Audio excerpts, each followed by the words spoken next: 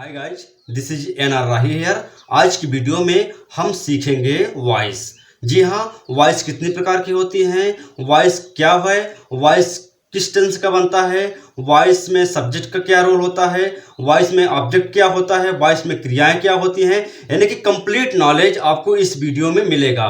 तो इस वीडियो को फुल वॉच करिए, तभी आपको समझ में आएगा। तो चलिए शुरुआत करते हैं वीडियो की। देखिए, वॉइस का मतलब होता है हिंदी में, वॉइस का हिंदी मतलब होता है वाच्य।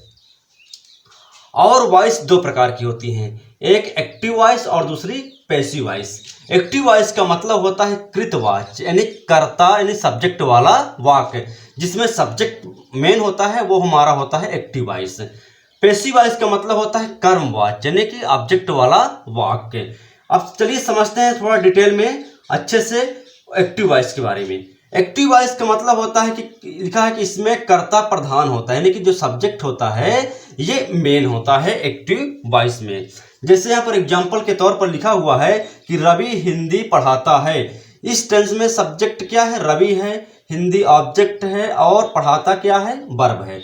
तो और इंग्लिश में देखिए सब्जेक्ट यानी कि सब्जेक्ट और ये क्या है, ये वर्ब है और ये ऑब्जेक्ट है। अगर इस सेंटेंस से हम सब्जेक्ट को हटा देते हैं, जैसे यहाँ पर रवि है, रवि को हम हटा देते हैं, तो देखिए सेंटेंस कैसा दिखता है कि हिंदी पढ़ाता है, यानी कि सेंटेंस हमारा अधूरा दिख रहा है। तो मतलब कि एक्टिव वॉइस में सब्जेक्ट का होना बेहद जरूरी है। बिना सब्जेक्ट के हमारा एक्टिव वॉइस नहीं बनता है। आपने टेंस तो पढ़ा होगा, टेंस में देखिए, टेंस अगर पढ़ा है तो आपको समझ में आ जाएगा कि हाँ, बिना सब्जेक्ट का कोई भी वाक्य टेंस में नहीं बन रहा था। तो इसी तरह कि एक्टिव वॉइस का मतलब होता है कि जो आपने 12 टेंस पढ़ा है ना, वो सब होते हैं हमारे एक्टिव वॉइस। और पैसिव वॉइस बनता है केवल 8 टेंस का। 12 टेंस तो होते हैं, 12 में से 8 टेंस का क्या बनता है, पैसिव वॉइस बनता है। और एक्टिव वॉइस में क्या मेन होता है, सब्जेक्ट होता है। आप ऑब्जेक्ट हटाएंगे, अगर एक्टिव वॉइस में आप ऑब्जेक्ट चाहे लिखे या ना लिखे, सेंटेंस में कोई फर्क नहीं पड़ेगा। आप यहाँ से हिंदी हटा दीजिए, ऑब्जेक्ट देखिए कोई फर्क नहीं पड़ रहा है, रवि पढ़ाता है, सेंटेंस कंप्लीट है। तो कहने का मतलब कि एक्टिव वॉइस में सब्जेक्ट का होना बेहद जरूरी है।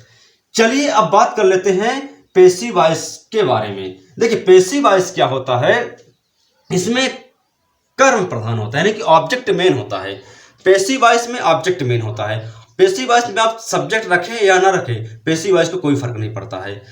तो पैसिव वॉइस में सब ऑब्जेक्ट मेन होता है। जैसे यहाँ पर लिखा कि हिंदी रवि के द्वारा पढ़ाई जाती है, Hindi is taught by Ravi. अब देखिए यहाँ पर रवि के द्वारा, ये क्या है हमारा, ये सब्जेक्ट किसमें, इसमें सब्जेक्ट के रूप में काम कर रहा था, और ये कहाँ पर आ रहा है, लास्ट में आ रहा है, यानी कि ऑब्जेक्ट के स्थान पर आ रहा है पैसिव वॉइस में। अगर आप इसको हटा देंगे तो सेंटेंस को कोई फर्क नहीं पड़ता। यहाँ पर देखिए लिखा हुआ है कि हिंदी इज स्टार्ट, कोई फर्क नहीं पड़ रहा है पैसिव वॉइस को, सेंटेंस ये कंप्लीट है।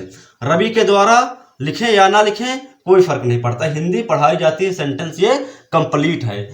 और पैसिव वॉइस बनता है तो केवल ट्रांसिटिव वर्ब का बनता है। एक बात और ध्यान रख लीजिए, यहाँ पर जो क्रिया होती है, जिस क्रिया में ऑब्जेक्ट रहेगा उसी का पैसिव वॉइस बनेगा। जैसा कि मैंने यहाँ पे बताया आपको कि पैसिव वॉइस में ऑब्जेक्ट का होना बहुत जरूरी है।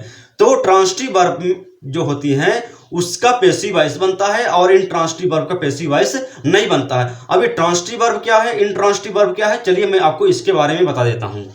देखिए ट्रांसिटिव वर्ब का मतलब होता है सकारात्मक क्रिया जिसमें ऑब्जेक्ट होता है। इंट्रांसिटिव वर्ब का मतलब होता है आक्रामक क्रिया जिसमें ऑब्जेक्ट नहीं होता है। लेकिन कैसे पता करें सेंटेंस में कि इसमें ऑब्जेक्ट है कि ऑब्जेक्ट नहीं है, तो इसका भी हल मैं आपको बता रहा हूँ। देखिए ऑब्जेक्ट पता करने के लिए आपको सेंटेंस में क्या या किसको का प्रश्न करेंगे। क्या का मतलब होता है व्हाट और किसको का मतलब होता है whom। अगर इनका क्वेश्चन आप सेंटेंस में करेंगे तो आपका जो ऑब्जेक्ट होगा वो निकल के बाहर आ जाएगा। तो अगर ऑब्जेक्ट निकल के बाहर आ जाएगा तो समझ जाइए कि वो क्या है, ट्रांसिटिव वर्ब में आती है। और जिसमें ऑब्जेक्ट नहीं होता है वो होती है इंट्रांसिटिव वर्ब। तो अगर क्वेश्चन करने पर हमारा आंसर ऑब्जेक्ट ना आए तो समझ जाइए कि वो सेंटेंस क्या है, इंट्रांसिटिव वर्ब का एग्जांपल है और उसका पैसिव वॉइस नहीं बनेगा। जैसे देखिए यहाँ पर लिखा है वह प्रतिदिन हिंदी लिखता है, ही राइट्स हिंदी डेली। अब इस सेंटेंस में क्वेश्चन करिए पहले क्या का आप, वह प्रतिदिन क्या लिखता है, तो जाहिर सी बात है इसमें हिंदी आंसर में आ रहा है, तो यानी ये ट्रांसिटिव वर्ब है। तो इसका पैसिव वॉइस बनेगा। और यहाँ पर देखिए, वह राम को याद करता है, वह किस ही मिसेस राम, वह किसे याद करता है, तो इसमें भी किससे का क्वेश्चन करने पर हमारा राम आ रहा है, यानी कि ये भी है ट्रांसिटिव वर्ब का एग्जाम्पल है और इसका भी पैसिव वॉइस बनेगा। और इस सेंटेंस में देखिए, इसमें क्या का प्रश्न करिए, वह रीवा क्या जाता है, यानी कि वह क्या जाता है, तो क्या में का क्वेश्चन करने पर रीवा आ रहा है आंसर में, इसमें रीवा आंसर में नहीं आ रहा है, यानी कि ये क्या है, ये इंट्रांसिटिव वर्ब का है, इसका पैसिव वॉइस नहीं बनेगा।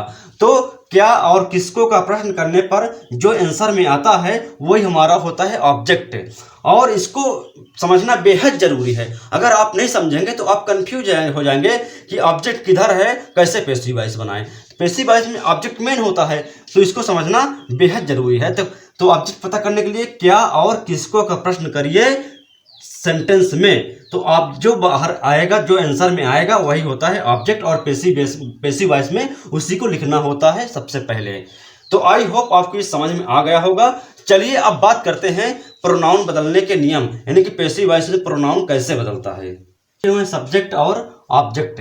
सब्जेक्ट रूप में अगर आई रहेगा तो उधर जाएगा, यानी कि ऑब्जेक्ट के स्थान पर जाएगा पैसिव वॉइस में बाई के साथ, तो क्या हो जाएगा, मी हो जाएगा। यू रहेगा उधर जाएगा तो बाई यू, बी रहेगा तो बाई अस, बाई यानी कि बाई सब में आएगा कुल मिला के, बाई और बाई। ही रहेगा तो बाई ही रहेगा तो बाई हिम, और सी रहेगा तो बाई हर, और दे रहेगा तो बाई देम। इस तरह ये चेंजेस होते रहते हैं सेंटेंस में पैसिव वॉइस बनाते समय। अब कैसे, देखिए अब क्या होता है कि जब इधर ऑब्जेक्ट रूप में अगर मी है तो इधर आएगा तो क्या हो जाएगा, आई हो जाएगा, और यू है तो यू ही रहेगा। अस रहेगा ऑब्जेक्ट रूप में, सब्जेक्ट स्थान पर आएगा तो बी हो जाएगा। हिम रहेगा ऑब्जेक्ट स्थान पर, इधर आएगा तो ही बन जाएगा। हर रहेगा इधर आएगा तो सी बन जाएगा, और देम रहेगा तो इधर आएगा तो दे बन जाएगा, और नाम में कोई परिवर्तन नहीं होता है। तो पैसिव वॉइस में ये रूल्स जो है आप अच्छे से क्लियर कर लीजिए, तभी आपको पैसिव वॉइस अच्छे समझ में आएगी। चलिए अब आगे की वीडियो में हम बात करेंगे passive voice present indefinite tense का पैसिव वॉइस कैसे बनाते हैं, कि पूरा रूल और डिटेल अच्छे से पढ़ेंगे प्रेजेंट इंडिफिनिट टेंस में। फिलहाल आज की वीडियो में इतना ही।